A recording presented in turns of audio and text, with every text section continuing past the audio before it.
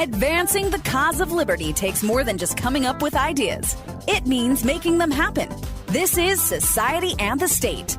Life, liberty, and your pursuit of happiness. Now, your hosts, Connor Boyack and Brian Hyde. Hi there, welcome to Society and the State. I'm Brian Hyde along with Connor Boyack. I don't know if you have noticed lately, but the topic of abortion appears to have been on a lot of people's minds. I mean, just a little bit. Just a little bit. So Alabama apparently has passed and their governor has signed into law one of the most restrictive abortion laws in the nation, and it would outlaw abortions for pretty much everything except something where a medical professional is clearly saying, no, this woman is going to die, or this child is medically compromised to where it can't possibly survive. Even cases of rape and incest are not considered a viable reason for abortion. And to put this in context, I'm going to share with you a headline from the Babylon Bee, which unfortunately is becoming one of the most truthful satire organizations. So here's how they summed it up. A bunch of backwoods rednecks in Alabama finally get around to banning the most barbaric practice known to man. I'm like, well, okay. It's generating a ton of discussion and a ton of controversy.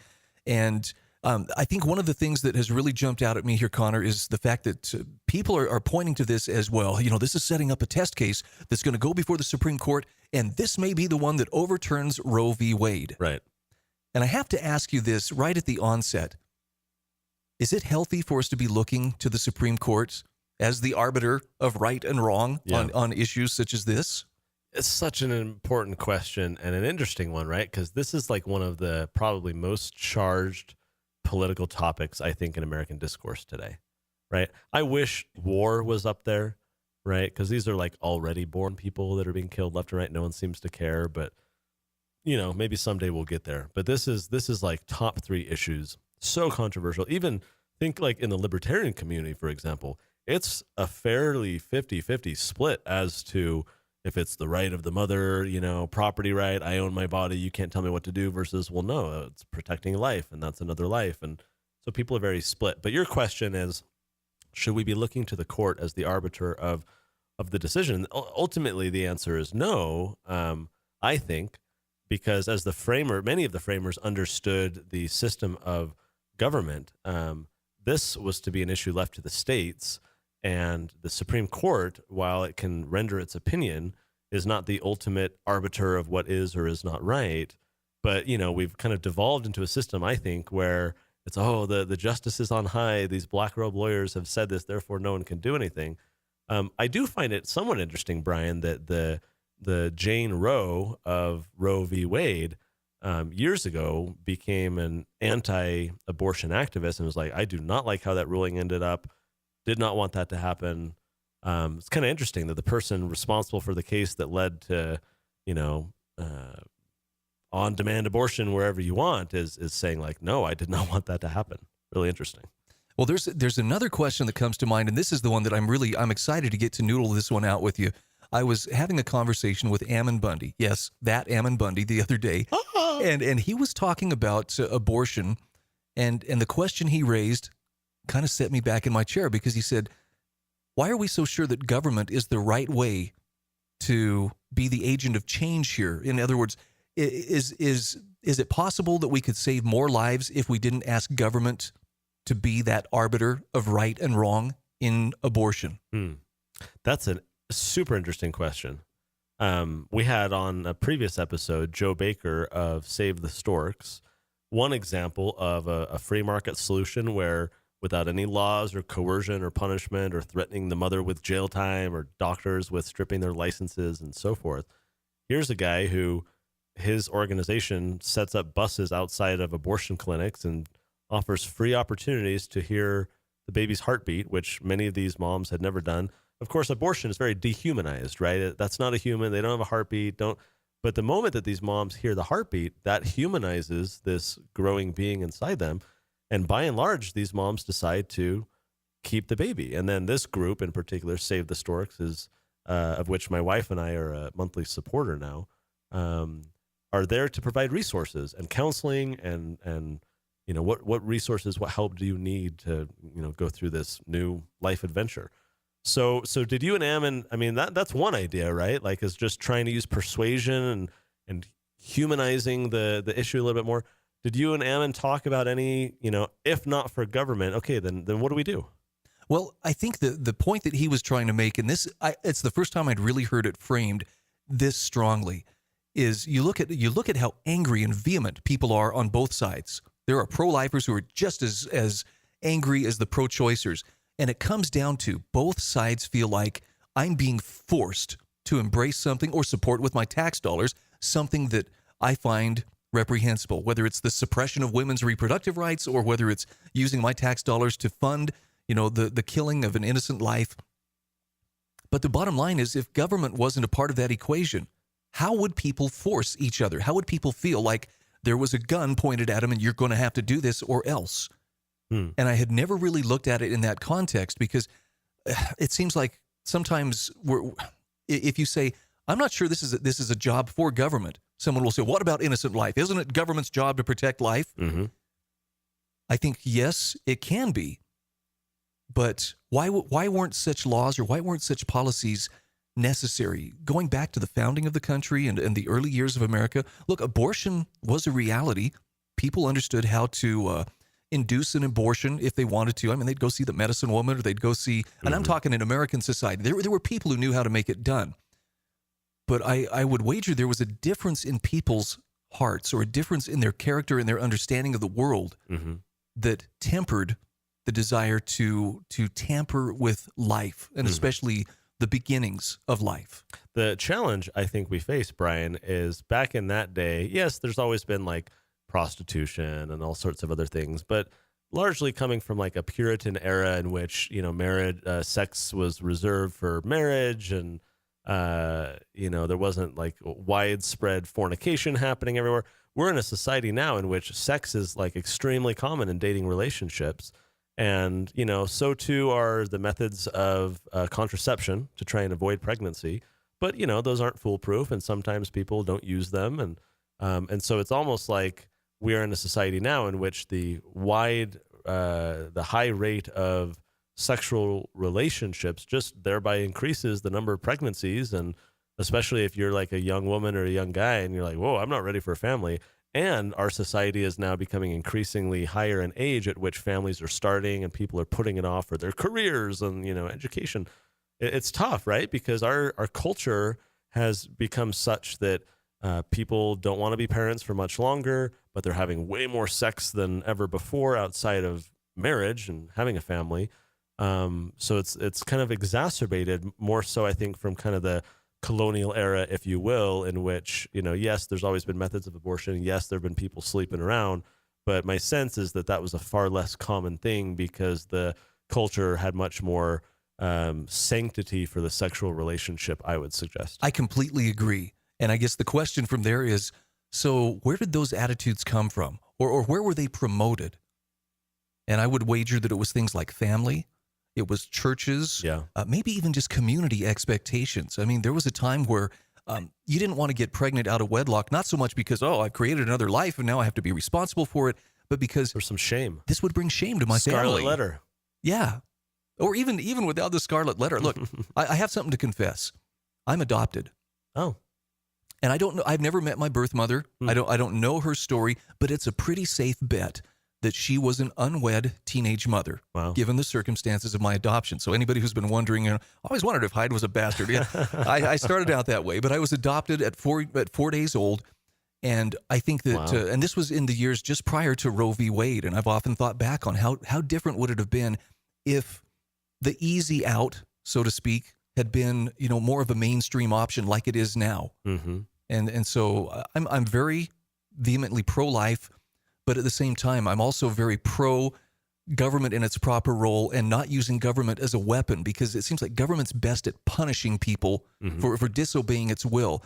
And I have to admit, after this conversation with Ammon Bundy and thinking about it in terms of, is government really the best way to accomplish that change? I'm not convinced that it is. I think that the sickness is either a spiritual one or it's an emotional one, but it's going to have to start in the hearts of people. And I don't know of any law that can change their hearts to a satisfactory end. Right, because Alabama and these other states that are passing these laws, they're using the coercion of government. Sure, they were able to get a majority vote and pressure the other side and impose their will on everybody else.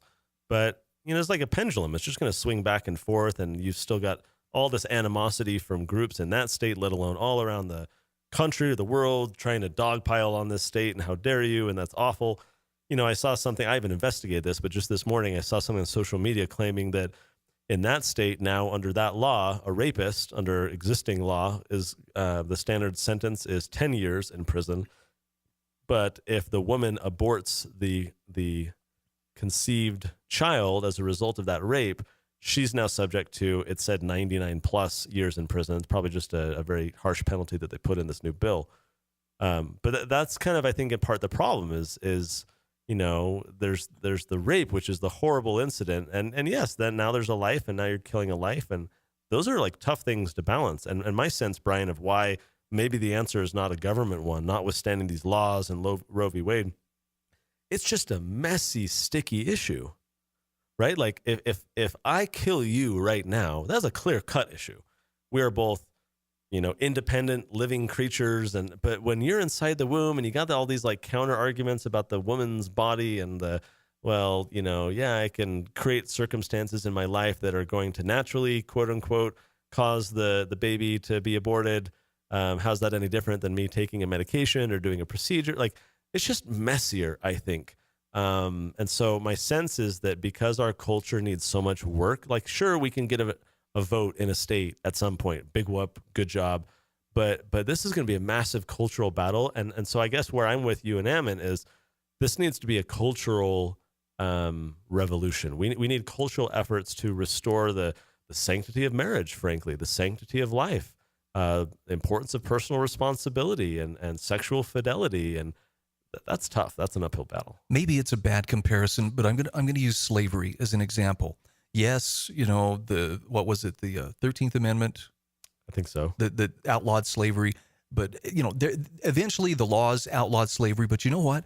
People had given up on slavery as an institution long before those laws actually came into being. Sure. That's the kind of cultural revolution. And where did that revolution start? Where did the abolition movement start? Right. It started in the pulpits yes. of America's churches and yes. people saying, this is wrong. We've got to correct this. Yes. So important, right? Oh, that's such an important point. And I've wondered that myself for my own church, let alone other churches. Like, when was the last time we heard some pulpit pounding on this issue? And it seems to be that the religious community, the civic community has kind of relinquished the moral authority, the moral high ground to the government. Oh, there's a Supreme Court ruling. Oh, there's, great. There were Supreme Court rulings on slavery. Exactly. Right. That didn't stop anyone from chirping about it. So I'm with you. There needs to be kind of this reawakening, I think, of people who are using social pressure and cultural pressure to change things rather than government coercion. I think one of the big differences prior to Roe v. Wade, and I don't know how far back this would go, but I suspect it went back quite a ways, was there was a time when any question of abortion was primarily focused upon the innocent life that was at stake. But prior to and just after Roe v. Wade, that was all successfully shifted to a woman's reproductive rights. And that's the only thing we're supposed to be allowed to consider in this case is, the reproductive rights or the reproductive freedom of the woman.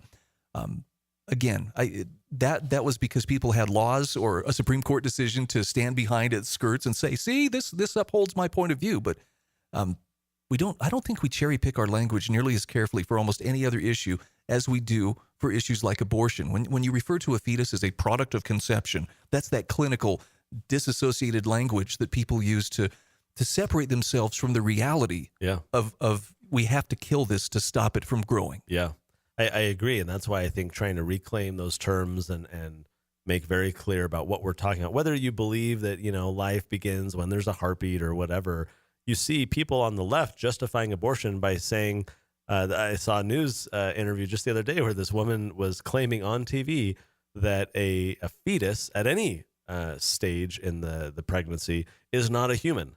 I'm like, good grief. Like, the example I always laugh at is like, if we were on the Mars rover were to come across a 10-cell organism that had cell division, and oh look, watch, it just grew in size, and that is life. Oh, it's my a miracle. gosh, that clump of cells. Yeah, it's a miracle. There's life on Mars. Like the headlines would literally say life on Mars. It would not say zygote on Mars or a clump of cells on Mars, right? And yeah, just the dichotomy and the hypocrisy is glaring. But I think that's where there needs to be very creative, media productions. Like the thing I laugh at is like you see these actors trying to say, oh, we're not going to film any movies in your state anymore, and right, because you passed this law, we're going to boycott your state. Or now, laughably, you have Alyssa Milano preaching abstinence in response to laws like Alabama's, right? And the only birth control method that actually works. Exactly. Like to show those conservatives, we're going to do exactly what they've been preaching for decades. We're not going to have sex out of wedlock and so forth. Like, okay, great. You do that. So, I think we need some like creative social media campaigns and some cultural stuff to really reclaim that moral high ground and spread it like wildfire. Yeah. At the pulpits, right. And really reinvigorate that. Notice too, that the more government has become involved in this debate, the more extreme the two sides become. I mean, on the one hand, it wasn't that many months ago that Virginia's governor, besides the blackface, issue, was under fire because he was on the record in an interview talking about how, yeah, you should be able to abort at the moment of delivery. Yeah. Which to me, that is such an extreme position. And now we have, swing to the other side, an equally extreme position of any doctor that provides abortion in the case of rape or incest, 99 years in jail. Right. I mean, I know that there's a principle of right and wrong at stake. I'm just not sure that getting government involved is actually accomplishing what we think it's accomplishing. So I'll ask again in closing, is it possible more lives could be saved if government wasn't the agent of change in abortion? I can't answer it for you, but that's something worth thinking about. Thanks again for joining us. This is Society and the State. You've been listening to Society and the State. For show notes, archives, and more great content, visit societyandthestate.com.